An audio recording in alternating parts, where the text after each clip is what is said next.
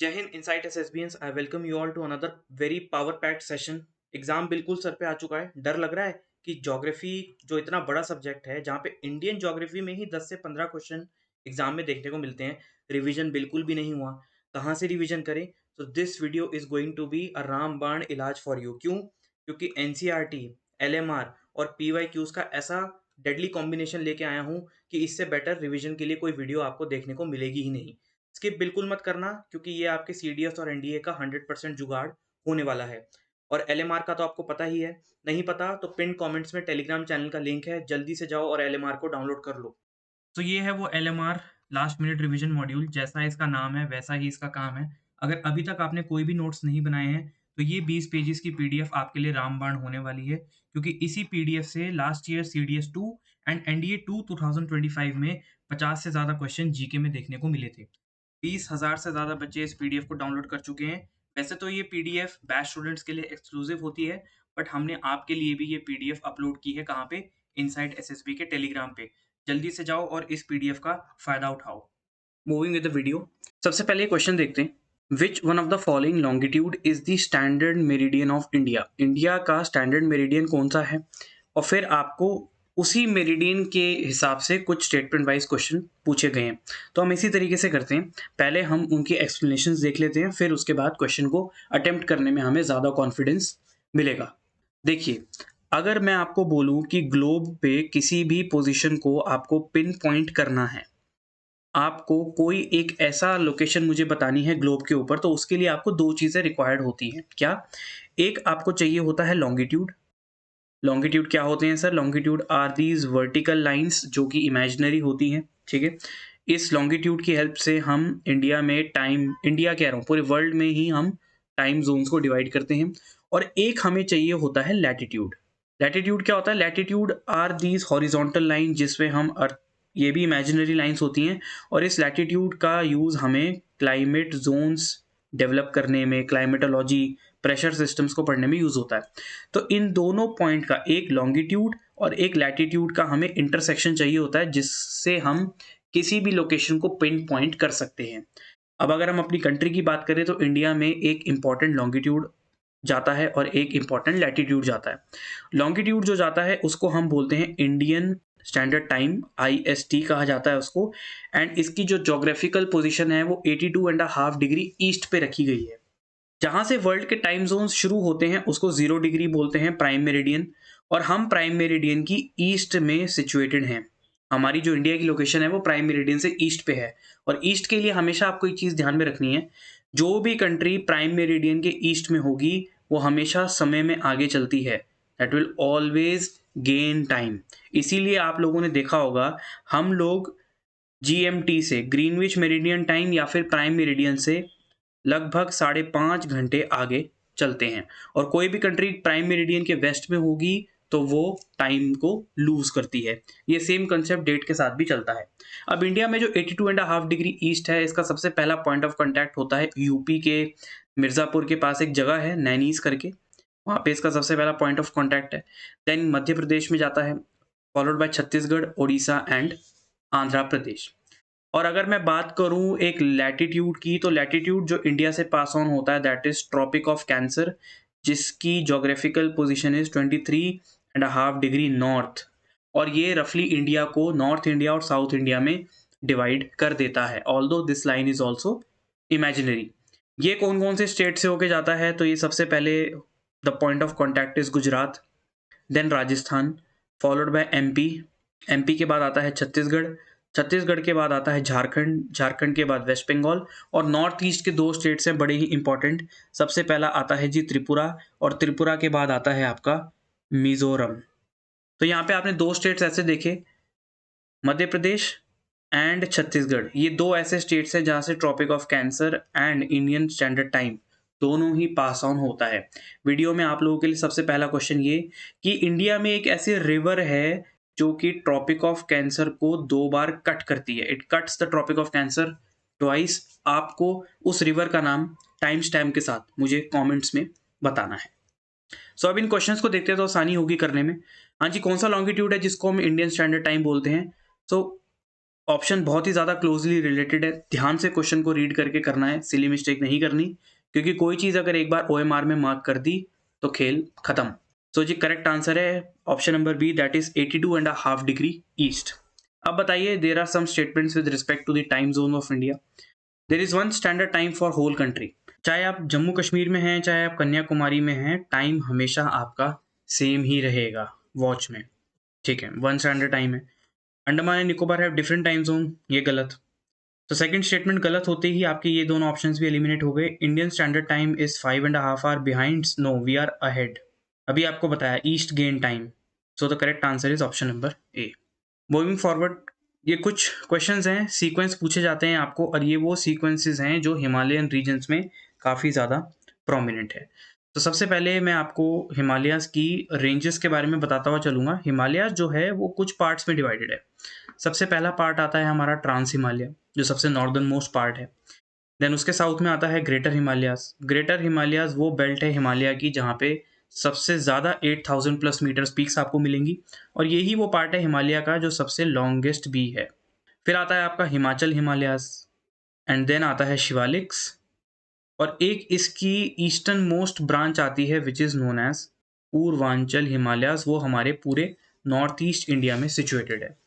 अगर मैं ट्रांस हिमालय की बात करूं तो ट्रांस हिमालय में कुछ 4 इंपॉर्टेंट रेंजेस आती हैं, जैसे कि Karakoram, then Ladakh, then Zanskar and then Kailash. This is the chronological order of these ranges. Karakoram की कुछ इंपॉर्टेंट पीक्स बताऊं तो केटू आपकी यहीं है, अघिल आपका यहीं है, ठीक है। लद्दाख में अगर आप पूछेंगे तो mount Rakaposhi is a important peak. Kailash में mount Kailash, and Zanskar range में देखेंगे तो नंगा पर्वत आपको यहाँ पे देखने को मिलेगा। कश्मीर की जो वैली है वो ग्रेट हिमालयाज़ और पीर पंजाल रेंज के बीच में, मतलब ग्रेट हिमालयाज़ और हिमाचल हिमालयाज़ के बीच में पूरी की पूरी कश्मीर वैली आती है। कुछ इंपॉर्टेंट फ्रेश वाटर लेक्स भी आपको यहाँ देखने को मिलेगी। वोलर लेक है, दल लेक है ना, सॉल्ट वाटर लेक भी है जैसे Pangong. Tso and Tso Moriri are also found in these regions. ये जो रीजन्स हैं हिमालय का, यहाँ पे बहुत बड़ी बड़ी इंपॉर्टेंट रिवर्स भी निकलती हैं, जिसके बारे में हम आगे पढ़ेंगे। अब नेक्स्ट जो हिमालयाज का पार्ट मैं आपको बता रहा था, this is the greater Himalaya. Greater Himalaya में जनरली आपको पीक्स का क्रोनोलॉजिकल ऑर्डर पूछा जाता है वेस्ट टू ईस्ट डायरेक्शन में। क्यों? क्योंकि इसकी ओरिएंटेशन भी कुछ इसी तरीके से मानी जाती है। सो इसके सबसे वेस्टर्न पार्ट में अगर हम फोकस करें तो इट स्टार्ट्स फ्रॉम नंगा पर्वत विच इज इन जम्मू कश्मीर, से लेके कहाँ तक चलता है, अरुणाचल प्रदेश के नामचा बारवा तक ये स्ट्रेच आता है। कौन कौन सी इंपॉर्टेंट पीक्स हैं? तो उत्तराखंड की कुछ इंपॉर्टेंट पीक्स हैं क्रोनोलॉजिकल ऑर्डर में। नीलकंठ है, माउंट त्रिशूल है, माउंट कामेट एंड नंदा देवी। फिर उसके बाद इसका जो मेजॉरिटी पोर्शन है इस ग्रेटर हिमालय का, it lies in Nepal only, और यही वो रीजन है जहाँ पे आपको सारी की सारी हाईएस्ट पीक्स देखने को मिलेंगी, जैसे धौलागिरी। एक चीज़ का ध्यान रखिए, Dhaulagiri is a mountain peak which is in Nepal, and Dhauladhar is a mountain range in Himachal Pradesh. ये दोनों नाम बहुत ज़्यादा क्लोज हैं, इसलिए बच्चे कंफ्यूज भी हो जाते हैं। धौलागिरी है, धौलागिरी के बाद माउंट अन्नपूर्णा है, देन माउंट एवरेस्ट सबसे हाईएस्ट पीक वर्ल्ड की, फॉलोड बाय माउंट लाहौत्से। माउंट लाहौत्से के बाद आता है माउंट मकालू, ठीक है। फिर आपका सिक्किम में माउंट कंचनजंगा आता है, एंड अरुणाचल प्रदेश में नामचा बारवा आता है, ठीक है। फिर अगर मैं ईस्टर्न पार्ट की बात करूं तो ये हिमालयाज का पूर्वांचल जोन माना जाता है। दिस इज दैट हिमालय जो कि पूरे के पूरे नॉर्थ ईस्ट इंडिया में सिचुएटेड है। ये जो ब्लू कलर की आप लाइन देख रहे हैं, दिस लाइन इज ब्रह्मपुत्रा। ये मैंने रेफरेंस के लिए बनाई हुई है ताकि हमें थोड़ा सा रिलेट करने में आसानी हो। यहाँ की कुछ इंपॉर्टेंट रेंजेस प्री मार्क्ड हैं, मैं आपको बता भी देता हूँ, जैसे डाफला है, मीरी है, अभोर है, these are all in Arunachal. फिर दिहांग रेंज है, फिर मीशमी हिल्स हैं, ठीक है। देन हम नागालैंड में चलेंगे तो नागालैंड में नागा हिल्स आती हैं, मणिपुर में मनी हिल्स, मिजोरम में मिजो हिल्स, एंड त्रिपुरा में त्रिपुरी हिल्स। मिजो हिल्स को लुजाई रेंज भी कहा जाता है। फिर एक पॉइंट ऑफ कांटेक्ट आता है, ठीक है, एक पॉइंट ऐसा आता है जो कि पेनिनसुलर इंडिया को हिमालयन रीजन से डिफरेंशिएट करता है। सबसे पहली बात, बच्चों को यही नहीं पता होता कि जो असम और मेघालय के जो रीजन्स हैं ये हिमालयन रीजन का पार्ट ही नहीं है, दे आर पार्ट ऑफ छोटा नागपुर प्लेट्यू। तो इसकी ही कुछ इंपॉर्टेंट रेंजेस ये जो दो इंपॉर्टेंट पार्ट्स हैं, पेनिनसुलर इंडिया को हिमालयन रीजन से कौन सेपरेट करता है? इसको सेपरेट करती है हमारी Barail range, which is the point जहां से पेनिनसुलर प्लेट्यू और हिमालयस आपस में अलग हो जाते हैं। ठीक है, देन हिमालयस के बाद एक रीजन आता है, हम इंडिया के फिजियोलॉजिकल फीचर्स के बारे में पढ़ ही रहे हैं तो डिस्कस कर लेते हैं। This region is known as northern plains. ठीक है, ये वो पार्ट है जहां से हमारी मेजॉरिटी पॉपुलेशन रिजाइड करना शुरू करती है, और ये वो पार्ट है, जैसे आप इस डायग्राम में भी देखेंगे, सो ये वो हिमालय है, और हिमालय के बाद जहाँ पे ये रिवर्स आके ओरिजिनेट हो रही हैं, वापस से आ रही हैं, इसको नॉर्दर्न प्लेन्स बोलते हैं। बेसिकली ये प्लेन बने कैसे? ये प्लेन बने हैं हिमालयन रिवर की डिपोजिशन से, और यहाँ पे एग्रीकल्चर सपोर्ट भी इन्हीं रिवर्स की वजह से होता है। पॉपुलेशन भी इसी वजह से रह पा रही, क्यों? क्योंकि एक तो एरिया प्लेन है, प्लस रिवर की वजह से यहाँ पे सिविलाइजेशन भी रहती है। इसके 4 पार्ट्स होते हैं, there are 4 parts in northern plains. Geographical division की बात करें तो सबसे पहला आता है जी भाबर। ठीक है, भाबर आता है। भाबर इज दैट एरिया जहां से रिवर फ्रेश अभी निकली ही है, जस्ट हिमालयन रीजन से एस्केप ही की है, तो अपने साथ बहुत बड़े बड़े बोल्डर, बहुत बड़े बड़े पत्थर लेकर चलती है, जिसका वो डिपॉजिट करना शुरू करती है। Generally this region is very coarse, ये 8 to 16 किलोमीटर तक वाइड है, बहुत ही ज़्यादा कोर्स मटेरियल है, यहाँ पे बहुत बड़े बड़े पत्थर बोल्डर्स डिपॉजिट होते हैं, जिसकी वजह से रिवर्स एक तो इनके नीचे चली जाती है, अंडरग्राउंड हो जाती है। This region is unfit for agriculture, यहाँ पे एग्रीकल्चर भी सपोर्ट उतना अच्छा नहीं हो पाता, क्यों? क्योंकि एक तो ग्राउंड उतना फ्लैट नहीं है, ग्राउंड के ऊपर बहुत ज़्यादा बड़े बड़े सेडिमेंट्स हैं, और रिवर भी अंडरग्राउंड हो जाती है। ये एक ऐसा जोन है जहाँ पे ग्राउंड वाटर जो है वो थोड़ा सा रिचार्ज हो जाता है, क्यों? क्योंकि रिवर ही अंडरग्राउंड चली जाती है। फिर इसके बाद क्या होता है, रिवर अपने साथ पीछे छोड़ देती है बोल्डर पत्थर। ठीक है, बोल्डर पत्थर पीछे छोड़ देती है, और फिर अपने साथ लेकर चलती है फाइन सेडिमेंट्स। फाइन सेडिमेंट्स का डिपॉजिट करना शुरू करती है, and that region is known as the region of Terai. इस रीजन को तेराई कहा जाता है। This region is lie south of the Bhabar belt. यहाँ पे फाइन डिपॉजिट्स, फाइन सेडिमेंट्स देखे जाते हैं। ठीक है, रिवर्स यहाँ पे री इमर्ज हो जाती है, इसीलिए इस बेल्ट में आपको फॉरेस्ट, वाइल्ड लाइफ का बहुत अच्छा कवर देखने को मिलेगा। This region is very famous for cultivation of rice, sugar cane, wheat. ठीक है, और यहाँ पे फ्लड्स वगैरह भी काफ़ी आते हैं। देन इसके 2 रीजन्स और हैं, दैट इज़ भांगर एंड खादर। भांगर एंड खादर को मैं बहुत ईजिली समझा देता हूँ। देखिए, पहले मान लीजिए रिवर कुछ इस तरीके से फ्लो हो रही थी, तो अपने साथ फाइन सेडिमेंट्स यहाँ पर डिपॉजिट कर रही है, बट डिपॉजिट करते करते रिवर ने अपना कोर्स कुछ इस तरीके से चेंज कर लिया, नदी ने अपना रास्ता बदल लिया, जिसकी वजह से अब नया डिपॉजिट किसी दूसरी जगह पर हो रहा है, और यहाँ पे ओल्ड डिपॉजिट जो है, जहाँ पे पहले रिवर डिपॉजिट करती थी, वो रीजन अब ड्राई होता जा रहा है। That dry region, that old alluvial is known as Bhangar, and that new alluvial जहाँ पे नया डिपोजिशन हो रहा है, उसको हम खादर बोलते हैं। सो भांगर इज साउथ ऑफ तेराई, ये ओल्ड अलूवियल सॉइल से बना है। जनरली यहाँ की जो सॉइल है काफ़ी ज़्यादा लीच्ड हो चुकी है, काफ़ी ज़्यादा इरोड हो चुकी है, फर्टिलिटी भी कम हो चुकी है, क्यों? क्योंकि रिवर का जो डिपोजिशन है अब उतना यहाँ पर नहीं होता। यहाँ पे आपको व्हीट एंड पल्सेस जैसी ज़्यादा क्रॉप्स देखने को मिलेंगी। फिर आता है खादर। खादर एक ऐसी जगह पर है जहाँ पे अब फ्लड डिपॉजिट्स होते हैं, रिवर डिपॉजिट कर रही है। It is a very high fertile zone, और अलूवियल सॉइल के डिपॉजिट्स आपको फ्रेश यहाँ पर मिलते ही रहेंगे। मेजॉरिटी ऑफ एग्रीकल्चर जो है आपका वो खादर की बेल्ट में ही किया जाता है। Talking about some glaciers, glacier की बात करें तो इन ग्लेशियर को सबसे पढ़ने का तरीका है, आप इसको रीजन वाइज भी कवर कर सकते हो, एक साथ भी कवर कर सकते हो। सम इंपॉर्टेंट रीजन आर जैसे गॉडविन ऑस्टिन, गॉडविन ऑस्टिन एक पीक भी है।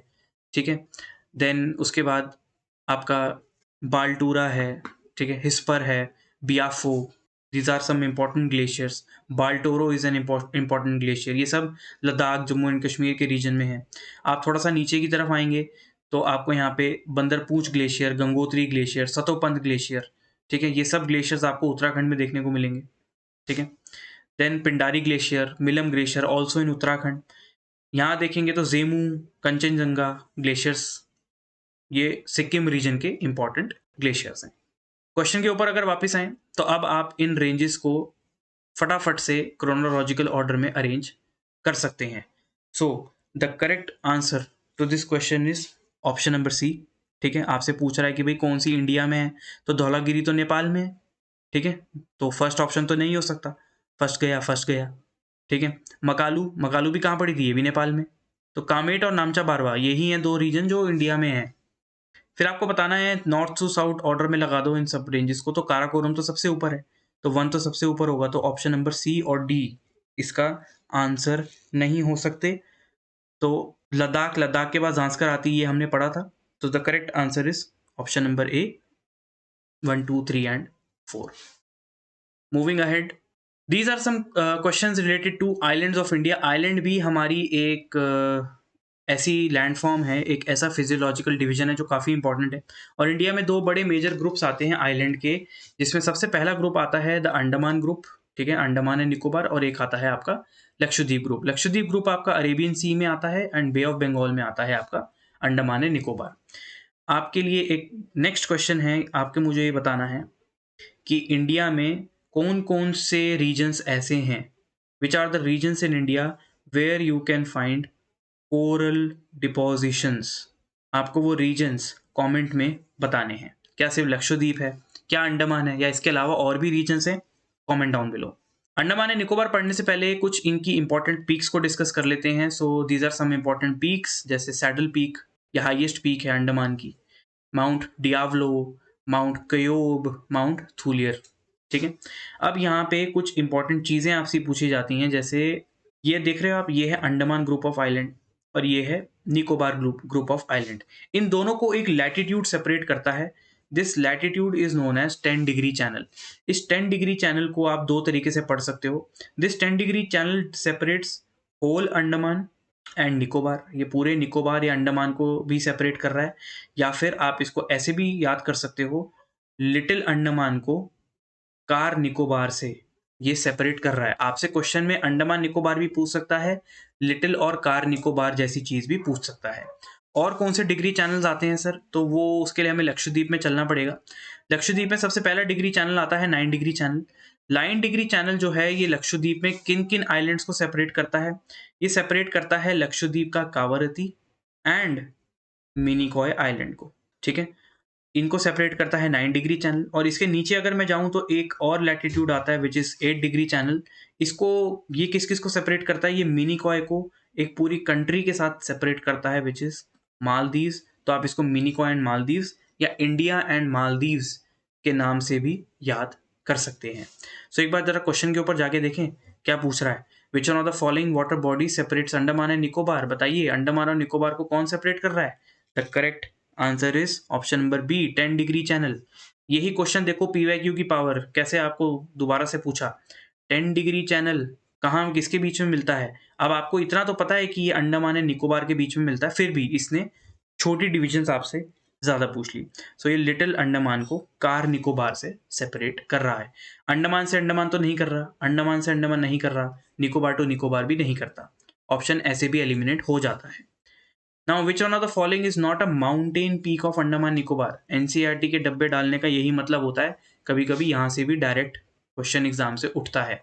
बताइए कौन सी ऐसी पीक है जो अंडमान की नहीं है? The correct answer is option number C Lhotse. ये पीक हिमालयन रीजन की आती है और हिमालय में भी नेपाल रीजन में ये पीक आपको देखने को मिलेगी। Moving forward, drainage system. तो ड्रेनेज सिस्टम पढ़ने से पहले हम फटाफट से इसके बेसिक्स को समझ लेते हैं। ड्रेनेज सिस्टम को समझने से पहले हमें सबसे पहले ड्रेनेज पैटर्न्स के बारे में समझना बहुत ज़्यादा ज़रूरी है। अलग अलग रीजन्स में अलग अलग टोपोग्राफी होती है। टोपोग्राफी का मतलब अलग अलग जोग्राफिकल कंडीशंस होती हैं। कहीं पे प्लेन है, कहीं पे माउंटेन्स हैं, कहीं पे प्लेट्यू है, कहीं पे कुछ है, कहीं पे टेरेन बहुत ज़्यादा रगेड है, कहीं पे हार्ड रॉक्स हैं, कहीं पे सॉफ्ट रॉक्स हैं। उसके अकॉर्डिंग हमारे ड्रेनेज पैटर्न्स बन जाते हैं। सबसे पहला ड्रेनेज पैटर्न आता है डेंड्राइटिक ड्रेनेज पैटर्न। आप ध्यान से देखो, क्या आपको ये ट्री की शेप नहीं दिख रही? एक ऐसा ट्री जिसकी सारी पत्तियां झड़ चुकी हैं, है ना, तो इसे वो डेंड्राइटिक पैटर्न बोलते हैं। It develops where the river follows the slope. सबसे पहला ये बनता कहाँ है? जहाँ पे रिवर स्लोप को फॉलो करती है, ढलान जहाँ पे है उस ढलान के साथ चलती जाती है। Resembles the branches of a tree. Tributaries 90 degree पे एक दूसरे को ज्वाइन कर रही हैं और ये पैटर्न आपको गंगा, ब्रह्मपुत्रा और इंडस रिवर में देखने को मिलेगा। देन आता है ट्रेलिस पैटर्न। ट्रेलिस पैटर्न वहाँ पे एग्जिस्ट करता है जहाँ पे हार्ड रॉक्स और सॉफ्ट रॉक्स का मिक्सचर होता है, जिसकी वजह से ट्रिब्यूटरीज जो हैं वो हार्ड रॉक्स से तो निकल जाती हैं, हार्ड रॉक्स को तो ज़्यादा इरोड नहीं कर पाती, बट सॉफ्ट रॉक्स को पूरा ख़त्म कर देती हैं। ठीक है, ये यहाँ पे ट्रिब्यूटरीज एक दूसरे को 90 डिग्रीज पे मीट करती हैं एंड जनरली ये पैटर्न हमें हिमालयन रिवर्स में देखने को मिलता है। Followed bye radial pattern. Radial pattern वहाँ पे बनता है जहाँ पे कोई एलिवेटेड प्लेटफॉर्म है, कोई एलिवेटेड लैंडफॉर्म है, आइदर अ माउंटेन रेंज, आइदर अ प्लेट्यू, जिसके चारों तरफ, जिसके हर डायरेक्शन में रिवर जो है वो फ्लो होती है। The river flows in every direction. अगर हम इसको टॉप से देखेंगे तो एक इस तरीके का पैटर्न हमें देखने को मिलता है। ये हमें पेनिनसुलर रिवर जैसे कि नर्मदा और सोन रिवर में देखने को मिलता है। देन मल्टी बेसिनल में इरेगुलर पैटर्न होता है, there is not a regularity in any drainage system. फिर आता है parallel drainage pattern. Parallel drainage pattern वहाँ डेवलप होता है जहाँ पे कोई स्लोप ही नहीं होती, यहाँ पे रिवर एक प्लेन एरिया में, बहुत बड़े प्लेन एरिया से फ्लो करती है, इसकी ट्रिब्यूटरीज दूर दूर तक चली जाती हैं और ड्रेनेज पैटर्न जो रिवर्स हैं एक दूसरे से पैरेलली फ्लो हो रही होती हैं। ये आपको गोदावरी, कावेरी, कृष्णा रिवर्स में देखने को मिलेगा। देन रेक्टेंगुलर पैटर्न वहाँ पे होता है जहाँ पे फॉल्टिंग हो जाती है। फॉल्टिंग मतलब जहाँ पे गहरे गहरे गड्ढे हैं। ठीक है, स्ट्रीम्स जो हैं वो रॉक्स को फॉलो कर रही हैं, सॉफ्ट रॉक्स को फॉलो कर रही हैं। रिवर एकदम से शार्प बेंड ले लेती है। ठीक है, चंबल, बेटवा में आपको ये पैटर्न देखने को मिलेगा। देन एन्युलर जो होता है वो रेडियल के ऑपोजिट होता है। रेडियल में हमने देखा था कि रिवर जो है वो एक पहाड़ के हर डायरेक्शन से नीचे जा रही है। एन्युलर में क्या होता है कि कोई गड्ढा है और रिवर जो है उस गड्ढे की तरफ हर डायरेक्शन से आ रही है, मतलब अंदर की तरफ आ रही है, एक डिप्रेशन को फॉलो करते हुए आ रही है ग्राउंड में, उसको हम एनुलर पैटर्न बोलते हैं। ये हमें लोकतक लेक मणिपुर में ये पैटर्न ऑब्जर्व होता है। Now talking about some peninsular rivers, sorry some Himalayan rivers. तो सबसे पहली जो रिवर आती है वो आती है हमारे पास इंडस रिवर सिस्टम। तो सब चीज़ मैंने मैप पे ही मार्क की हुई है फॉर बेटर अंडरस्टैंडिंग। तो इंडस रिवर जो है वो काराकोरम रेंज से होते हुए इंडिया में एंटर करती है। इसका जो पॉइंट ऑफ ओरिजिन है, the point of origin for this river is Mansarovar lake है एक, आपने नाम बहुत बार सुना होगा, तिब्बत रेंज में है ये। ठीक है, माउंट कैलाश तिब्बत रीजन में है। माउंट कैलाश के पास एक मानसरोवर लेक है, वहाँ पे ये ओरिजिनेट होती है इंडस। ये इंडस पूरा 3 कंट्री, चाइना से होते हुए, इंडिया में भी और पाकिस्तान से होते हुए ये अरेबियन सी में ड्रेन हो जाती है। ठीक है, अब आप अगर ध्यान दें तो इंडस की कुछ ट्रिब्यूटरीज होती हैं जिसमें से ये वाली ट्रिब्यूटरीज हमारे लिए ज़्यादा इंपॉर्टेंट है। इसका सीक्वेंस मैं अलग से लिख देता हूँ जिससे हमें याद रहे। झेलम, चेनाब, रावी, ब्यास एंड सतलुज। झेलम, चेनाब, रावी, ब्यास एंड सतलुज, ये इनका क्रोनोलॉजिकल ऑर्डर भी है। ठीक है, झेलम की बात करूं तो पीर पंजाल रेंज से होकर निकलती है झेलम। ठीक है, चेनाब जांस्कार रेंज के आसपास से निकलती है। इनके ओरिजिनेशन पॉइंट भी मैं आपको बताता हूँ। झेलम जो है वो वेरीनाग ग्लेशियर, एक वेरीनाग स्प्रिंग है, वहाँ से ओरिजिनेट होती है। चेनाब की बात करूँ तो बारालाचाला पास हिमाचल प्रदेश से ओरिजिनेट होती है। Ravi from Rohtang pass Himachal Pradesh. Beas, Beas Kund near Rohtang pass. और सतलुज, सतलुज एक ऐसी ट्रिब्यूटरी है, it is the only tributary of Indus which originates outside from India. ये भी आपकी राकस लेक नियर मानसरोवर से ही ओरिजिनेट होती है। ठीक है, some other tributaries of Indus are Kabul, Shyok, ठीक है, गिलगिट, नूब्रा, हुंस, ये कुछ इसकी अदर इंडस की ट्रिब्यूटरीज मानी जाती हैं। अब इंडस आपको पता है कि इंडिया, आप मैप से ही पहचान रहे हैं कि इंडस जो है इंडिया से भी जा रही है, पाकिस्तान से भी जा रही है। ये एक सबसे बड़ा बोन ऑफ कंटेंशन है हम लोगों के बीच में, जिसको हमने इंडस वाटर ट्रीटी को साइन करके किया था। नेक्स्ट क्वेश्चन है आप लोगों के लिए, you have to tell me कि इस ट्रीटी के हिसाब से हम पाकिस्तान के साथ कौन सी रिवर्स को शेयर करते हैं और कौन सी रिवर्स ऐसी हैं जिसके ऊपर 100% कंट्रोल इंडिया का रहता है। ठीक है, बढ़ते हैं आगे। देन आती है जी इंडिया की सबसे बड़ी river, that is the Ganga river system. Around 2525 kilometre का फ्लो गंगा रिवर फॉलो करती है। और अगर मैं आपसे एक सिंपल सा क्वेश्चन पूछ लूँ कि गंगा ओरिजिनेट कहाँ से होती है, तो 90% स्टूडेंट्स का आंसर होगा गंगोत्री। सर ये गंगोत्री ग्लेशियर से निकलती है। गलत नहीं बोलूंगा बट इसको थोड़ा सा रेक्टिफाई कर देता हूँ। गंगा का जो रिवर सिस्टम है वो किस तरीके से चलता है? गंगा ओरिजिनेट होती है देवप्रयाग से, और ये एक पॉइंट नहीं है, ये एक जगह का नाम है विच इज इन उत्तराखंड। कैसे? दो स्ट्रीम के कॉन्फ्लुएंस से मिलकर गंगा रिवर बनती है। एक स्ट्रीम जिसका नाम है Alaknanda and the other stream is known as Bhagirathi.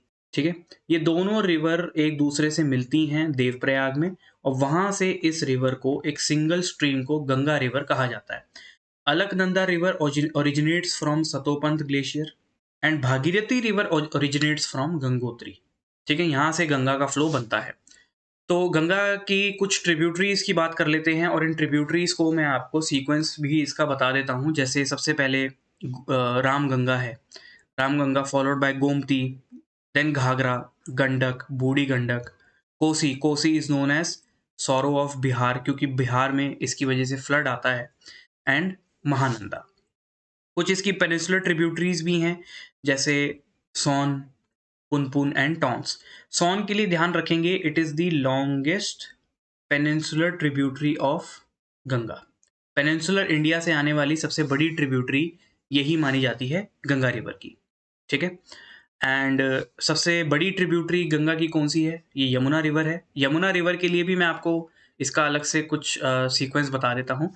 Yamuna river Yamunotri glacier से निकलती है। ठीक है, उत्तरकाशी के पास है ये ग्लेशियर, उत्तराखंड में ही है। और यमुना और गंगा आपस में कहाँ पे मिक्स हो जाती हैं? ये प्रयागराज उत्तर प्रदेश में यमुना गंगा में विलीन हो जाती है, मिक्स हो जाती है। Some tributaries of Yamuna river are Chambal, ठीक है, बेटवा, केन, ये कुछ इसकी इंपॉर्टेंट ट्रिब्यूटरीज हैं। आगे बढ़ते हैं तो बात करूंगा ब्रह्मपुत्र रिवर सिस्टम की। ब्रह्मपुत्र रिवर सिस्टम भी चेमयांगडुंग ग्लेशियर से ओरिजिनेट होता है। ये भी आपका तिब्बत रीजन में है। यहाँ पे इसको यारलैंग सैंगपो का नाम दिया जाता है। जैसे अगर बात करें in the region of Tibet it is known as Tsangpo, China में इसे यारलैंग सैंगपो बुलाया जाता है। Then when Brahmaputra enters India तो इसको दिहांग का नाम दिया जाता है in Arunachal Pradesh, also known as Siang. Assam में जब ये आती है तो इनका नाम ब्रह्मपुत्रा पड़ता है। ठीक है, एंड जब ये बांग्लादेश में एंटर करती है, क्योंकि ये रिवर बांग्लादेश से ड्रेन होके बे ऑफ बंगाल में चली जाती है, तो बांग्लादेश में इसको जमुना का नाम दिया गया है। ठीक है, बांग्लादेश में जमुना का नाम दिया जाता है ओनली ब्रह्मपुत्रा को। बांग्लादेश में पद्मा नाम दिया जाता है उस स्ट्रीम को जब गंगा और ब्रह्मपुत्र आपस में मिक्स हो जाती है। ये आ रही है गंगा, ये आ रही है ब्रह्मपुत्र। बांग्लादेश में जब ये एक दूसरे को मिल जाती हैं तो इसको पद्मा बोला जाता है। और इसी रीजन में इसको मेघना भी कहा जाता है। कब? जब गंगा और ब्रह्मपुत्र में एक छोटी सी रिवर आके मिक्स हो जाती है मेघना नाम की। ठीक है, the total length of this river is 2900 kilometre और 910 किलोमीटर का फ्लो ही इंडिया में है। Some important tributaries are Teesta which is the longest tributary of Brahmaputra, Manas है, सुबनसिरी है, Lohit, Dibang, Dhansiri, Kopili, these are some of the tributaries. एक चीज और, गंगा रिवर सिस्टम की एक डिस्ट्रीब्यूटरी भी है। डिस्ट्रीब्यूटरी मतलब एक ऐसी स्ट्रीम जो मेन रिवर से अलग हो जाती है, जिसको हम हुगली बोलते हैं। कोलकाता का शहर इसी रिवर के ऊपर है। और एक फराका डैम है, फराका बैराज करके एक जगह है। ये वो जगह है जहां से गंगा का जो पानी बांग्लादेश में शिफ्ट कर दिया जाता है। ठीक है, this is the last point जहां पे गंगा इंडिया में फ्लो होती है। Now talking about some important peninsular tributaries, तो इसमें आपको सिर्फ इन्हीं 4 रीजन्स की ट्रिब्यूटरी, रिवर्स की ट्रिब्यूटरी इंपॉर्टेंट है जो एग्जाम में पूछी जाती है। जैसे महानदी, महानदी का जो ओरिजिन है वो दंडकारण्य प्लेट्यू से होता है। कौन कौन से स्टेट से होकर जाती है? ये छत्तीसगढ़, ओडिशा के स्टेट से होकर जाती है। Some tributaries of Mahanadi are Seonath, Hasdeo, Mand, Ib, Jonk, Ong and Tel. I know नाम वियर्ड है बट याद तो रखने पड़ेंगे। Then Godavari, Godavari is the longest peninsular river, peninsular India की सबसे बड़ी रिवर है। इसको दक्षिण की गंगा भी बुलाया जाता है। ठीक है, निकनेम भी दिया गया है इस रिवर को। ओरिजिनेशन त्रियंबकेश्वर से होता है। महाराष्ट्र, तेलंगाना और आंध्र प्रदेश के स्टेट से होकर जाती है। Some important tributaries are Penganga, Wainganga, Indravati, Sabari, Manjra, Mula and Pravara. फिर आती है कृष्णा रिवर। कृष्णा रिवर का ओरिजिनेशन महाबलेश्वर से होता है। महाराष्ट्र, कर्नाटका, तेलंगाना और आंध्र प्रदेश के रीजन से ये फ्लो होती है। Some important tributaries are Bhima, Musi, Panchganga, Dudhganga, Ghataprabha, Malaprabha and Tungabhadra. Tungabhadra याद रखिएगा कृष्णा रिवर की सबसे लॉन्गेस्ट ट्रिब्यूटरी है और हिस्ट्री में एक विजयनगर एम्पायर हुआ करता था। विजयनगर एम्पायर हुआ करता था और ये वही एम्पायर है जो इस रिवर पे सिचुएटेड था। नेक्स्ट इज कावेरी रिवर या कॉवरी भी आप इसको बोल सकते हो, however you want to pronounce. Origination Brahmagiri hill से होता है। States covered are Karnataka, Kerala and Tamil Nadu. Some important tributaries are Kabini, Noyyal, Amaravati, Hemavati and Shimsha. अब क्वेश्चंस को थोड़ा सा कर लेते हैं, ठीक है। आपको बताना है विच one of the following tributaries feeds the canal system of Bhakra Nangal project. भैया भाखड़ा नांगल प्रोजेक्ट के ऊपर कौन सी रिवर है, सीधा पूछा है। सतलुज। सतलुज रिवर इसको फीड करती है। आपको बताना है बराक रिवर है मणिपुर में, उसकी ट्रिब्यूटरी कौन सी है। तो the correct answer is option number A, that is Dhaleshwari. Moving forward, कुछ पोर्ट से रिलेटेड इंफॉर्मेशन है हमारे पास, ठीक है। अब पीवाईक्यूज अलग अलग ईयर के आप देखो, 2021 का एक पीवाईक्यू और एक 2025 का है। यहाँ पर भी दीनदयाल पोर्ट पूछा गया है, यहाँ पर भी दीनदयाल पोर्ट पूछा गया है, ठीक है। इसीलिए पीवाईक्यूज का थोड़ा सा एनालिसिस करना इंपॉर्टेंट होता है। कुछ टॉपिक्स ऐसे होते हैं जो आप टॉपिक्स इस वीडियो में कवर कर रहे हो, these are the most important topics, और एग्जाम जैसे जैसे पास आ रहा है इस टाइम पे यही इंपॉर्टेंट टॉपिक्स कवर करने हमारे लिए बहुत ज़्यादा ज़रूरी हो जाते हैं। सो पहले मैं आपको पोर्ट्स की कुछ इन्फॉर्मेशन दे देता हूँ, ठीक है। पोर्ट क्या होते हैं जी? पोर्ट्स एक ऐसी जगह होती है जहाँ पे शिप्स को डॉक किया जाता है, ठीक है। जैसे हम लोग अपनी कार पार्क में लगाते हैं, गाड़ी पार्किंग में लगाते हैं, कुछ भी करते हैं ना, ऐसे ही शिप्स को भी पार्किंग में लगाया जाता है, बट उस एरिया को पोर्ट कहा जाता है। एंड पोर्ट्स वो एरिया होते हैं जहाँ से हम पूरा का पूरा कार्गो या शिप्स के थ्रू ट्रांसपोर्टेशन सिस्टम को हैंडल करते हैं। ये सिर्फ एक पार्किंग की स्पेस नहीं है, यहाँ से एक पूरा का पूरा इकोनॉमिक सिस्टम रेगुलेट होता है। एक इंटरेस्टिंग फैक्ट आपको बताता हूँ, ये है इंडिया की वेस्टर्न साइड और ये है इंडिया की ईस्टर्न साइड। ये तो आप लोगों को पता ही है सर, इतना तो हमें बेसिक पता है। इंटरेस्टिंग पार्ट ये है कि जो हमारा वेस्टर्न कोस्ट है ना इंडिया का, इट इज़ म्यूटिलेटेड। म्यूटिलेटेड का मतलब होता है कि ज़्यादा कटा फटा है। अगर मैं इसको थोड़ा सा जूम इन करके बनाऊँ तो कुछ इस तरीके का शेप आपको देखने को मिलेगी। इसका मतलब ये कि हमारे वेस्टर्न कोस्ट में नेचुरल हार्बर्स, नेचुरल पोर्ट्स ज़्यादा हैं as compare to man made port. क्यों? क्योंकि लैंड बाउंड्री अंदर तक आती है, पानी अंदर तक आता है। लगून लेक्स भी आपको यहीं पे सबसे ज़्यादा देखने को मिलती हैं, जिसकी वजह से नेचुरल पोर्ट्स यहाँ पर ज़्यादा है। और ईस्टर्न साइड हमारी रादर प्लेन है, यहाँ पे आपको मैन मेड पोर्ट्स ज़्यादा देखने को मिलेंगे। ये आप पोर्ट्स देख सकते हो, जैसे दीनदयाल की कांदला में है, ठीक है, आपका गुजरात में है, it is a port trust. Mundra port है गुजरात में, पोरबंदर है, भावनगर, भरूच एंड सूरत। महाराष्ट्र में जवाहरलाल नेहरू पोर्ट, ठीक है, इसको नवा शेवा का नाम भी दिया गया है। रत्नागिरी भी महाराष्ट्र का ही पोर्ट है। गोवा में पणजी, मर्मगांव है। देन कर्नाटका में मंगलुरु है। केरला में कोच्चि एंड अल्पुजा पोर्ट्स हैं। ईस्टर्न साइड पे देखें तो वेस्ट बंगाल का हल्दिया, ओडिशा में पारादीप, आंध्र प्रदेश में विशाखापट्टनम, काकीनाडा, मछलीपट्टनम, कृष्णापट्टनम, कट्टुपुल्ली, एन्नोर एंड चेन्नई। चेन्नई आपका तमिलनाडु रीजन में आ गया। Nagapattinam and Tuticorin port, these are some of the important ports. कुछ इनके बारे में इंपॉर्टेंट इन्फॉर्मेशन बता देता हूँ। कांदला पोर्ट को ही हम दीनदयाल पोर्ट बोलते हैं, ठीक है। पार्टीशन के बाद ये पोर्ट बनाया गया था, ठीक है। ये एक टाइडल पोर्ट है। टाइडल पोर्ट का मतलब यहाँ पे जो शिप्स की डॉकिंग की जाती है उसमें हम टाइड्स का, नेचुरल टाइड्स का यूज करते हैं। Jawaharlal Nehru port is known as नवशेवा।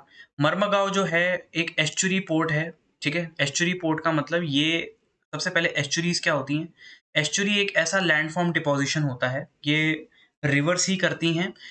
जैसे मान लीजिए रिवर्स ओशन में जाके मिल जाती हैं और डिपॉजिट्स अपने साथ लेके आती हैं, बट जब तक डिपॉजिट ओशियन के सरफेस के बाहर तक नहीं आ जाता, उस डिपॉजिट को, जो ओशियन के फ्लोर के नीचे ही है, इसको हम क्या बोलते हैं? इसी को हम एस्चुरी बोलते हैं।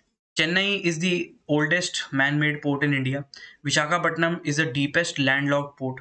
डीपेस्ट मतलब सी लेवल से नीचे, और लैंडलॉक्ड मतलब चारों तरफ क्या है, लैंड बाउंड्री है। Tuticorin is the southern most port of India. Now there are some types of port. सबसे पहला आता है कार्गो। कार्गो पोर्ट में सबसे पहला इंडस्ट्रियल पोर्ट्स आते हैं। इन पोर्ट्स के ऊपर कार्गो हैंडल किया जाता है, ठीक है। लॉजिस्टिक्स सबसे ज़्यादा हैंडल की जाती हैं। जो ऐसे शिप्स आते हैं जिसमें सामान आता है वो यहीं पे हैंडल होता है, जैसे ग्रेन, अनाज आ रहा है, शुगर और ऑयल, केमिकल, कोई भी तरीके का शिप जो सामान कैरी करता है उसको कार्गो इंडस्ट्रियल पोर्ट्स पे रिसीव किया जाता है। Then some are commercial ports. Commercial ports general cargo handle करते हैं, मैन्युफैक्चर गुड्स और पैसेंजर ट्रैफिक भी लेकर जाते हैं, लोगों को भी एक जगह से दूसरी जगह लेकर जाते हैं। And third are the comprehensive ports. ये कार्गो भी हैंडल करते हैं, साथ के साथ पैसेंजर एंड जनरल एक्टिविटीज़ भी यहाँ पर देखने को होती हैं। जितने भी वर्ल्ड के आप मेजर पोर्ट्स देखेंगे बड़े बड़े, वो सब कमर्शियल कॉम्प्रिहेंसिव पोर्ट्स ही होते हैं। फिर सेकेंड कंडीशन आती है हमारी लोकेशन बेस्ड। एक होता है इनलैंड और एक होता है आउटपोर्ट। इनलैंड पोर्ट होता है, इनलैंड पोर्ट वो पोर्ट होते हैं जो सी कोस्ट से, कोस्ट लाइन से काफ़ी दूर होते हैं, ठीक है। These are connected to sea by a river और अ कैनाल। मतलब फॉर एग्जाम्पल ये सी है, पोर्ट होगा अंदर, और उस पोर्ट को इस रिवर के, इस सी के साथ किसी एक छोटी नदी से कनेक्ट किया जाता है। वो शिप पहले इस नदी को पार करती है, फिर बड़ी ओशन में जाती है। इसको हम इनलैंड पोर्ट बोलते हैं। एग्जाम्पल जैसे मैनचेस्टर एक कैनाल लिंक पोर्ट है, इंग्लैंड में है। मेम्फिस ये मिसिसिपी रिवर के ऊपर है। मैनहाइम एंड ड्यूसबर्ग ये राइन के ऊपर है। कोलकाता का पोर्ट भी एक इनलैंड पोर्ट है जो कि हुगली रिवर के ऊपर है। ये पहले हुगली रिवर को क्रॉस करता है, फिर आपका बे ऑफ बंगाल में जाता है। फिर आता है आउटपोर्ट। आउटपोर्ट जो है वो डायरेक्टली सी लेवल, सी पोर्ट्स पे होता है ना, डायरेक्ट सी वाटर के पास ही बनाया जाता है। ये यहाँ पे जनरली वो पोर्ट्स इसलिए बनाए जाते हैं जो हैवी शिप्स होती हैं, जो बहुत ज़्यादा बड़ी बड़ी कार्गो शिप्स होती है, उनको हैंडल करने के लिए। क्यों? क्योंकि ये अपने पेरेंट पोर्ट को रीच नहीं कर सकती, ये उन पोर्ट्स तक नहीं जा सकती जो लैंड के अंदर हैं, काफ़ी डीप टेरिटरी में है, तो उन पोर्ट्स को एक्सेस नहीं कर पाती। इसके लिए एक छोटा सा पोर्ट हम सी लेवल के पास ही बना देते हैं, जिसको आउटपोर्ट कहा जाता है। तीसरा होता है on the basis of function. पहला ऑयल पोर्ट्स। ऑयल पोर्ट्स हमारी ऑयल की ट्रांसपोर्टेशन, उसकी प्रोसेसिंग, टैंकर फैसिलिटी, लॉजिस्टिक्स वगैरह को हैंडल करता है। इसमें कुछ इंपॉर्टेंट्स हैं जैसे मरकैबो, स्खीरा, त्रिपोली, अबदान। देन आता है पोर्ट ऑफ कैल, ठीक है, port of call, sorry, port of call आता है। It is originally a refuelling port, ठीक है, या फिर एक रेस्टिंग पोर्ट होता है। लेटर इसी पोर्ट को हमने कमर्शियल पोर्ट्स में डेवलप कर दिया। पहले क्या होता था, पहले इसका काम होता था कि शिप्स यहाँ पे थोड़े टाइम के लिए डॉक करती थी, अपने आप को रिफ्यूल करती थी, रेस्ट करती थी, आगे निकल जाती थी। आज की डेट में इन्हीं को ही कमर्शियल पोर्ट्स कहा जाता है। Next is packet station. Packet station transportation में यूज़ किए जाते हैं, ठीक है, मेल ऑपरेशंस के लिए यूज़ किए जाते हैं। ये क्या होता है कि बहुत, जब हमें सी में बहुत बड़े बड़े डिस्टेंसेस को मतलब कवर करना होता है, ठीक है, शॉर्ट डिस्टेंसेस को भी कवर करना होता है, तो हम छोटे छोटे डिस्टेंसेस के लिए छोटे छोटे स्टेशंस बना लेते हैं। देन आते हैं naval ports. Naval ports are generally under the command of navy, under the command of coast guards, और ये मिलिट्री इंस्टीट्यूशंस में काउंट होते हैं। ये वो पोर्ट्स होते हैं जहाँ पे आपके वॉरशिप्स, उनकी रिपेयर फैसिलिटी, उनकी मैन्युफैक्चरिंग फैसिलिटी, जैसे कोच्चि, कारवार इंडिया के कुछ इंपॉर्टेंट नेवल पोर्ट्स हैं। सो इन क्वेश्चंस का आप आंसर दीजिए, आप ट्राई करो इन क्वेश्चंस का आंसर देने के लिए। So the correct answer to this question is option number D, 3 and 4। Mormugao, ठीक है, जुआरी रिवर गोवा में सिचुएटेड है। जुआरी रिवर गोवा में ही है। पारादीप जो है वो गोदावरी के डेल्टा पे क्रिएटेड है, ठीक है, कहाँ, ओडिशा में। एब्सोल्युटली करेक्ट, ठीक है। Then which of the following are correct. Visakhapatnam एक लैंड-लॉक्ड हार्बर पोर्ट है, अभी मैंने आपको बताया लैंड से कवर्ड है, ठीक है। Deendayal port is a tidal port, yes, ये भी मैंने आपको अभी बताया है। Both 1 and 2 are correct. अब पोर्ट्स की बात कर रही हैं तो कुछ वर्ल्ड के इंपॉर्टेंट पोर्ट्स भी देख ही लेते हैं। तो सबसे बड़ा port, busiest port Shanghai China का है। बिजिएस्ट कंटेनर पोर्ट है, मेजर ट्रब है। अगर आपको ईस्ट इंडिया की तरफ जाना है, ईस्ट एशिया की तरफ जाना है, वियतनाम वगैरह, साउथ ईस्ट एशिया में ट्रैवल करना है या उस साइड ट्रेड करनी है, शंघाई पोर्ट एक बहुत बड़ा पोर्ट है। देन सिंगापुर भी एक बहुत बड़ा हब है, यहाँ से भी बहुत ज़्यादा ट्रांसपोर्टेशन होती है। स्ट्रेट ऑफ मलक्का यहाँ की एक इम्पॉर्टेंट स्ट्रैटेजिक लोकेशन है। देन रॉटरडैम, ये यूरोप में नेदरलैंड्स का एक पोर्ट है। It is the largest port in Europe, और ये भी एक बहुत ही बड़ा इनलैंड पोर्ट है। ध्यान रखिए, इनलैंड मतलब ऐसा पोर्ट है जो कि मेन रिवर से डायरेक्टली कनेक्टेड नहीं है। देन लॉस एंजलिस यूएसए का पोर्ट है। It is the largest port in USA. यहाँ का कार्गो ट्रैफिक, कंटेनर वंटेनर सब हैंडल करता है। देन दुबई का है जेबल अली। ये लार्जेस्ट मैन मेड पोर्ट है पूरे मिडिल ईस्ट का, ठीक है। देन हैम्बर्ग, ये जर्मनी का एक पोर्ट है, यहाँ से भी नॉर्थ सी की तरफ, और इंपोर्ट के मेजर इंपोर्ट एक्सपोर्ट होता है यूरोप का। Then Antwerp in Belgium, it is known for petrochemical and container handling, ठीक है। ये यहाँ पे ऑयल को ज़्यादा अच्छे से स्पेशलाइज्ड हैंडल किया जाता है, और ये यूरोप का सेकंड लार्जेस्ट पोर्ट भी है। देन ब्यूसान इन साउथ कोरिया, ये साउथ कोरिया का सबसे बड़ा पोर्ट है। एंड हांगकांग, चाइना ही इसको कैटेगरी में गिनता है, but it is important for container and transshipment, और ये कि नेचुरल पोर्ट है, ठीक है। देन इंडिया, आपने देखा होगा हम जब रोड से ट्रैवल करते हैं तो उसके लिए तो नेशनल हाईवेज का यूज़ किया जाता है। बट अगर मैं आपसे बोलूँ कि अगर आपको पानी के थ्रू ट्रैवल करना है तो उसके लिए क्या यूज़ किया जाता है? उसके लिए टर्म यूज़ किया जाता है national waterways. Mind you, there are more than बहुत सारे, मतलब 20-30 से ज़्यादा तो नेशनल वाटरवेज आई गेस होंगे ही होंगे। क्या सर सारे हमें याद रखने हैं? बिल्कुल नहीं याद रखने। बस टोटल लेंथ ध्यान रखो, इंडिया में 4500 किलोमीटर तक नेशनल वाटरवेज कवर्ड है। 15 स्टेट से होके ये वाटरवेज जाते हैं, एंड दे आर नेविगेबल। आप इनको आराम से नेविगेशन कर सकते हो। सबसे पहला NW1, ये गंगा रिवर के ऊपर है। हल्दिया को इलाहाबाद से कनेक्ट करता है, 1620 किलोमीटर की लेंथ है। यूपी, बिहार, झारखंड, वेस्ट बंगाल से जाता है। सेकंड है ब्रह्मपुत्रा पे, धुबरी से सादिया रिवर को कनेक्ट करता है। असम, वेस्ट बंगाल, अरुणाचल, मेघालय को कवर करता है। फिर आता है NW3, ये वेस्ट कोस्ट कैनाल इसको बोलते हैं। फ्रॉम कोलम टू कोट्टापुरम, केरला में ये नेशनल वाटरवे है। नेशनल वाटरवे 4 है, गोदावरी कृष्णा के ऊपर, ठीक है। ये काकीनाडा को पुडुचेरी से कनेक्ट करता है। आंध्र प्रदेश, तमिलनाडु और पुडुचेरी को कनेक्ट करता है आपस में पानी के रास्ते से। And NW5 is Brahmani delta canal, ये गोइनखाली को तलचेर से ओडिशा, वेस्ट बंगाल को पानी के रास्ते से कनेक्ट करता है। These are the important waterways that you have to cover. बात करते हैं कुछ हमारे ह्यूमन ज्योग्राफी के एलिमेंट्स की। तो ह्यूमन ज्योग्राफी में आप देख सकते हो कुछ इस तरीके के क्वेश्चंस आपको देखने को मिलेंगे। इनको आंसर करने से पहले हम फटाफट से कुछ टेबल्स को कवर कर लेते हैं जो एनसीईआरटी में काफ़ी ज़्यादा प्रोमिनेंट है। तो एनसीईआरटी में देखिए देखिए एक चीज़ का हमेशा ध्यान रखना है, अभी तक इंडिया में ऑफिशियल सेंसस नहीं हुआ, तो जो भी डेटा है वो 2011 सेंसस के अकॉर्डिंग ही चलता है। ये डेटा ड्रास्टिकली चेंज हो चुका है। गूगल करोगे तो डेटा कुछ और दिखाएगा, बट गूगल पे नहीं, एनसीईआरटी पे रिलाई करना है। नेक्स्ट सेंसस जब भी होगा डेटा इम्प्रूव एनसीईआरटी में भी हो जाएगा, हम लोग भी सब कर लेंगे। इसी के साथ नेक्स्ट क्वेश्चन आप लोगों के लिए, सेंसस इंडिया में कौन सी बॉडी कंडक्ट करती है? ठीक है, कौन सी बॉडी सेंसस कंडक्ट करती है, इसके रिगार्डिंग दो क्वेश्चंस का आपको आंसर देना है। पहला, इसका डेटा कलेक्ट करती है कौन सी बॉडी, एंड सेकंड, सेंसस का डेटा अनाउंस कौन करता है? कमेंट्स में आपको इसका आंसर देना है। तो ये इंडिया में पॉपुलेशन डिस्ट्रीब्यूशन और उसकी ग्रोथ के बारे में बात की गई। जैसे यूपी है, यूपी की total population as per 2011 is 199, ठीक है। ये आप 19 करोड़ के आसपास की पॉपुलेशन देखने को मिलेगी। पूरी कंट्री का 16% पॉपुलेशन है। डेंसिटी मतलब 1 किलोमीटर, मतलब 1 स्क्वायर किलोमीटर में कितने पर्सन्स हैं? 828।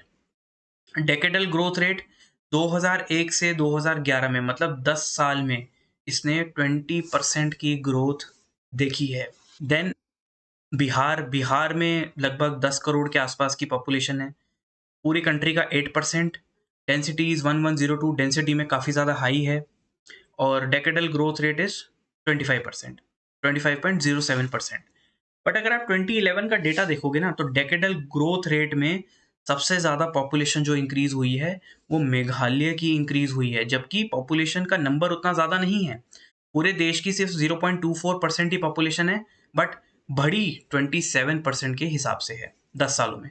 और नेगेटिव भी रिकॉर्ड हुई है कि भाई कौन सा रीजन है, नागालैंड का रीजन ऐसा था जिसने 2011 के डेटा के हिसाब से माइनस में 0.47% की डिक्लाइन देखी है अपनी पॉपुलेशन की ग्रोथ में, ठीक है। सो आपसे क्वेश्चन में क्रोनोलॉजिकल ऑर्डर भी पूछ सकता है कि भाई सबसे ज़्यादा पॉपुलस स्टेट्स बताइए, बट वो सीक्वेंस उत्तर प्रदेश से स्टार्ट ही नहीं करेगा।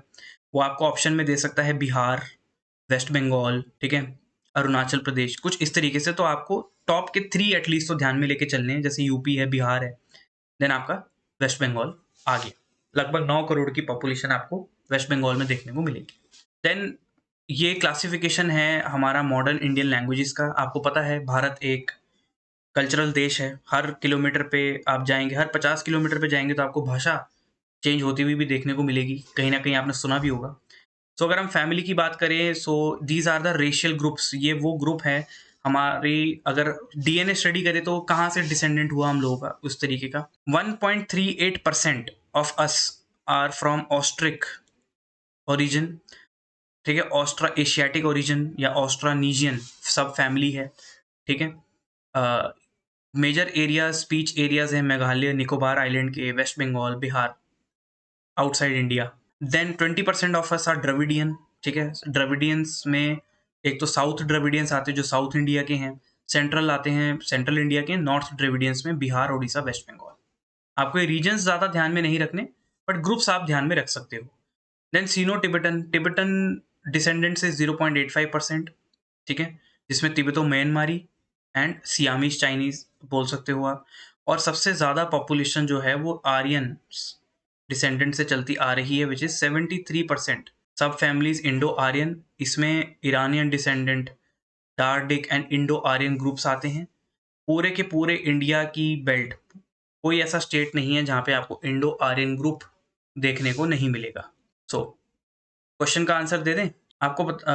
विच one of the following is the largest linguistic group in India, ठीक है। So largest linguistic group is Indo Aryan, लगभग 73%। मैंने आपको बताया द्रविडियन इज 20%, फिर ऑस्ट्रिक एंड देन लास्ट में Sino Tibetan. Consider the following statement with respect to adolescent population. Adolescent population वो होती है जो 10 से 19 साल की एज है, as per 2011 census. Adolescent population comprises half. The group is regarded as youthful with high potential. In this group, there are greater number of females. So the correct answer to this question is option number B. ठीक है, adolescent half नहीं है, ठीक है, adolescence group half working group नहीं है हमारे population का, प्लस इस ग्रुप में मेल पॉपुलेशन हमेशा ऊपर ही रही है। In India the period of steady population growth, steady population growth मतलब इन डेकेड्स में अगर आप देखें पॉपुलेशन हर साल सेम परसेंटेज से बढ़ती रही है, आपको बताना है वो कौन सा ईयर है। तो वो पीरियड रहा है 1921 से लेके 1951 का। अकॉर्डिंग टू सेंसस 2011 आपको बताना है कि कौन सा स्टेटमेंट करेक्ट है। ये लिटरेसी रेट से पूछा गया क्वेश्चन है, तो एक बार हम थोड़े से फैक्ट्स एंड फिगर अपने देख लेते हैं। लिटरेसी रेट, आप सबसे पहले लिटरेट किसको बोलेंगे, who is a person that is literate, पढ़ा लिखा आदमी कौन होता है। सबसे पहली बात, पहली कंडीशन, 7 साल से ऊपर की उम्र होनी चाहिए।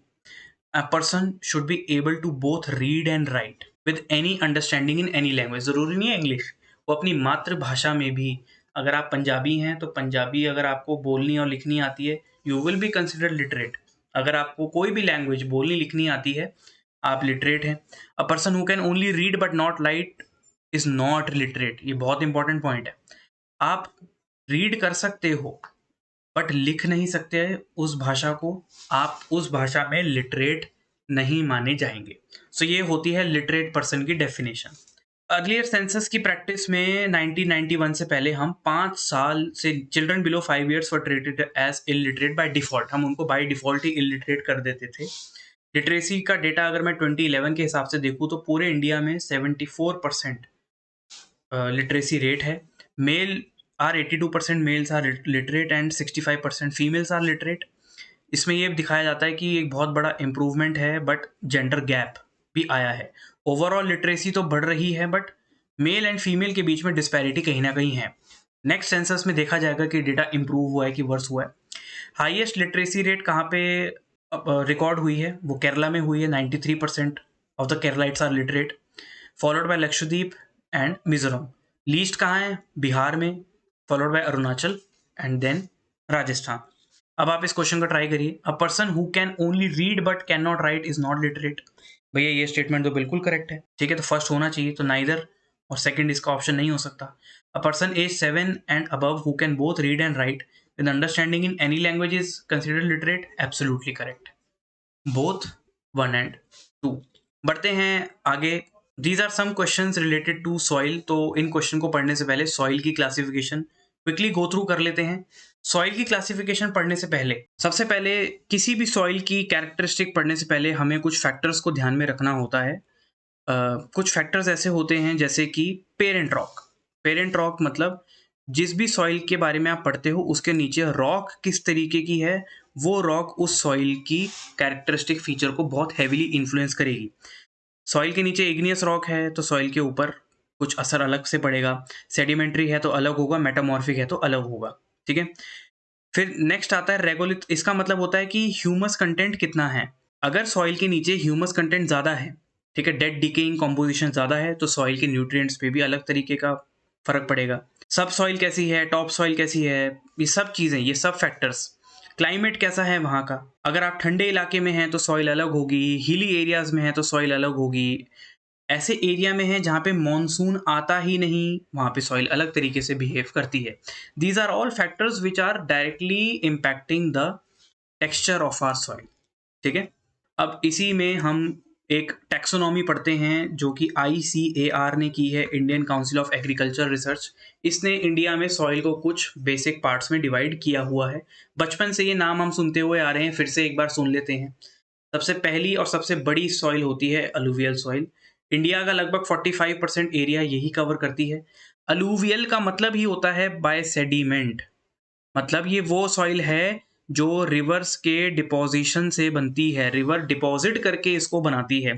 थोड़ी देर पहले रिकॉल करो, हमने पढ़ा है क्या, भांगर खादर, ठीक है, bhangar is old, khadar is new. India में जितनी भी सॉइल हैं they are poor in NPK, इसके लिए ही NPK फर्टिलाइजर यूज किया जाता है, ठीक है। नाइट्रोजन, फॉस्फोरस एंड पोटेशियम, ये ऐसा एलिमेंट है, ऐसे केमिकल कंपाउंड है जो इंडियन सॉइल में जनरली वीक ही माने जाते हैं। तो देखिए अलूवियल पोटैश हमस में वीक है, रिच है, poor in phosphorus and nitrogen. फिर आती है red and yellow soil. Red and yellow soil is present जहाँ पे उसकी पेरेंट रॉक के नीचे ऐसी क्रिस्टलाइन रॉक्स होती हैं जिसमें आयरन का कंटेंट होता है, ऐसी इग्नियस रॉक्स होती हैं, ग्रेनाइट, नीस जैसी रॉक्स हैं। ये कलर रेड इसीलिए ही है क्योंकि उन रॉक्स के अंदर आयरन के डिपॉजिट्स हैं। ये आयरन के डिपॉजिट सॉइल को रेड कलर देते हैं। और अगर इसी आयरन में, इसी सॉइल में आप थोड़ा सा वाटर मिला देंगे, ठीक है, इसी ऑक्साइड्स ऑफ आयरन में थोड़ा सा पानी मिला देंगे, तो यही येलो कलर की दिखने लग जाती है। Next is black soil. Black soil वहाँ प्रेजेंट होती है जहाँ पे वॉल्केनिक इरप्शंस हुए हैं। वॉल्केनिक इरप्शंस से बनने वाली जो सॉइल है उसको ब्लैक सॉइल बोलते हैं। It is also known as regur soil and self ploughing soil. It is very very good for cotton cultivation, ठीक है, मॉइस्चर काफ़ी अच्छे से ये सॉइल होल्ड करती है। It is rich in iron, magnesium and alumina, poor in nitrogen and phosphorus. फिर आती है जी लेटराइट सॉइल। लेटराइट सॉइल बनती है एक्सट्रीम लीचिंग से। एक्सट्रीम लीचिंग मतलब जहाँ पे rocks extreme temperature, extreme pressure, rainfall की वजह से रॉक्स का टेक्सचर खराब हो रहा है, रॉक्स वेदर हो रही हैं, उस वजह से जब सॉइल खराब होती है, जब उन रॉक्स के अंदर का ह्यूमस कंटेंट खत्म हो जाता है, उससे बनने वाली सॉइल को लेटराइट सॉइल कहते हैं।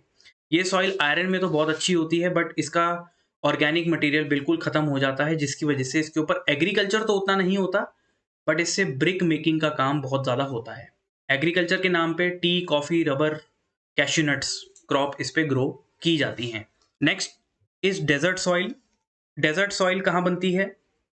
इन the region of high temperature. ऐसे रीजन्स में जहाँ पे एक ही दिन के अंदर मैक्सिमम टेम्परेचर और एक ही दिन के अंदर मिनिमम टेम्परेचर भी हिट हो जाता है, ये जनरली आपको डेजर्ट्स के रीजन में देखने को मिलेगा। ये वो सॉइल होती है जिसके अंदर सॉल्ट का कंटेंट भी होता है। ये वो सॉइल है जो मॉइस्चर होल्ड ही नहीं कर सकती, जिसकी वजह से एग्रीकल्चर करना करंट टेक्नोलॉजी के बस में नहीं है। इसके ऊपर हम मिलेट्स, बार्ले, ज्वार जैसी ड्राई फेड फार्मिंग करते हैं। ऐसी सॉइल्स, ऐसी क्रॉप्स को उगाते हैं जिनको पानी की ज़रूरत ज़्यादा नहीं होती। Followed by सेलाइन and alkaline. सेलाइन और एल्कलाइन का मतलब ही होता है कि ऐसी सॉइल्स जिसके अंदर डिजॉल्व्ड सॉल्ट होते हैं, सोडियम, मैग्नीशियम एंड कैल्शियम के। ये ओवर इरीगेशन की वजह से भी हो जाता है और ये आपको रे एंड कोलर, पंजाब, हरियाणा के रीजन में ऐसी सॉइल देखने को मिलती है।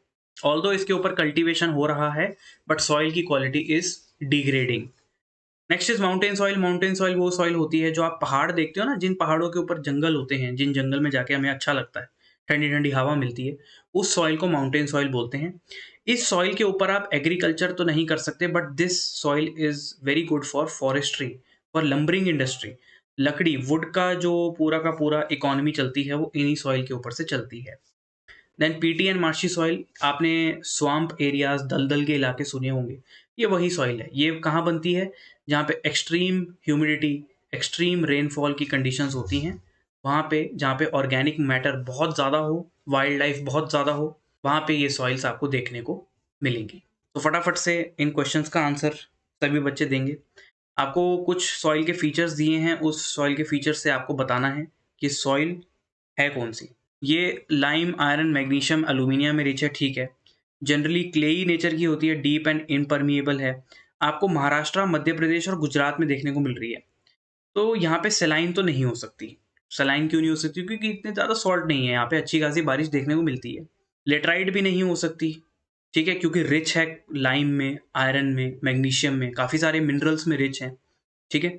क्लेई सॉइल है। क्लेई सॉइल का मतलब होता है the soil has good moisture holding capacity, moisture को अच्छे से होल्ड कर सकती है। तो मैंने आपको अभी बताया था, ब्लैक सॉइल के अंदर मॉइस्चर होल्ड करने की कैपेसिटी अच्छी होती है। नेक्स्ट आपको फिर से कुछ सॉइल के टाइप्स दिए हैं, आपको आइडेंटिफाई करना है what is the correct soil. ये सैंड, सिल्ट, क्ले से बनी है, contains adequate proportions of potash, phosphoric acid, lime. Further classified कर सकते हैं एज के बेसिस पे। एज मतलब old and young, new and old, भांगर, खादर। तो एक ही सॉइल है which is alluvial soil. Next कुछ टेक्सोनॉमीज हमें यूएसडीए ने भी दिए हैं, इसके बेस्ड पे भी कुछ क्वेश्चंस आपसे एग्जाम में पूछे जाते हैं। These are the types of soil based by USDA, United States Department of Agriculture, उसने भी कुछ सॉइल की टेक्सोनॉमी दी है। इस टेक्सोनॉमी को हम इंपॉर्टेंट कीवर्ड से ही डिजाइन करके चलेंगे। जैसे alfisol, alfisols are the soil which are moderately leached, leaching हुई है बट ज़्यादा नहीं हुई है, फर्टाइल हैं और जनरली फॉरेस्ट की सॉइल्स हैं। Andisols are volcanic soils made by volcanoes, volcanic activity. Aridosol वो है जो डेजर्ट से बनी है। क्यों? क्योंकि नाम में ही एरिड है और एरिड का मतलब ही डेजर्ट होता है। एंटीसॉल्स आर वेरी यंग सॉइल, इसके ऊपर अभी डेवलपमेंट हुआ नहीं है, तो इसका मतलब ये यंग अलूवियल सॉइल्स हैं। Gelisols are frozen soil, ये वो सॉइल है जहाँ पे हमेशा स्नो का कवर रहता है। हिस्टोसॉल्स आर ऑर्गेनिक सॉइल्स, ठीक है, पीटी एंड मार्शी जो हमने अभी पढ़ा। इंसेप्टिसॉल्स आर वीकली डेवलप्ड सॉइल्स, ये भी अलूवियल सॉइल का ही एक एग्जाम्पल है। मॉलीसॉल्स आर ग्रासलैंड्स, ठीक है, हरे भरे घास के मैदान। Oxisols are highly weathered, highly weathered मतलब जिसमें बहुत ज़्यादा लीचिंग हो चुकी है, एक्सट्रीम लीचिंग हो चुकी है, जो अभी आपने लेटराइट सॉइल पढ़ी। Spodosols are acidic, sandy and forest. Ultisols are very strongly leached and acidic, and vertisols are clayey rich, shrink swell soil मतलब ब्लैक सॉइल की तरह बिहेव करती है। इसी के रिगार्डिंग आपको कुछ एग्जाम में मैच द फॉलोइंग भी पूछे जा चुके हैं, सो मैच करिए। The correct answer will be option number A. Inceptisol, entisol, vertisol और मोलिसॉल्स, ये किन चीज़ों के नाम हैं? क्या ये शुगर केन के नाम है?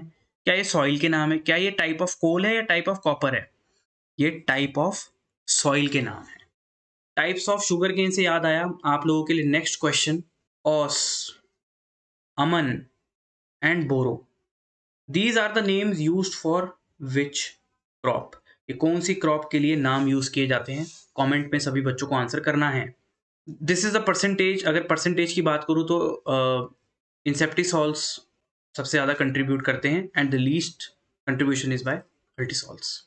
Arabica, robusta, liberica are varieties of, आपने शायद नाम भी सुना होगा, अरेबिका एक कॉफ़ी का टाइप होता है। Milpa and ladang are different names for, milpa and ladang are different names for shifting cultivation. तो शिफ्टिंग कल्टीवेशन को एक बार ध्यान से पढ़ लीजिए, ये नेम्स अलग अलग कंट्री में पूछे जाते हैं। इंडिया में इसको jhuming cultivation, slash and burn cultivation के नाम भी दिया जाता है। मिल्पा इसको सेंट्रल अमेरिका और मेक्सिको में कहा जाता है। लाडंग इंडोनेशिया, मलेशिया में कहा जाता है। Roca in Brazil, chena in Sri Lanka, masole in Central Africa, tamarai in Thailand, taungya in Myanmar, ray in Vietnam and conuco in Venezuela. ठीक है, these are some of the important names. So इसी के साथ हम कंक्लूड करते हैं हमारी इंडियन ज्योग्राफी। आई होप आपको ये सेशन बहुत ही पावर पैक्ड लगा होगा और आपके रिवीजन में भी बहुत बूस्ट आपको मिलेगा। So from my side and inside SSB, I wish you all the very best for your upcoming CDS and NDA examination. शिद्दत से मेहनत की है तो एग्ज़ाम में ज़रूर फोड़ के आओगे। टेक केयर, बाय बाय, जय हिंद।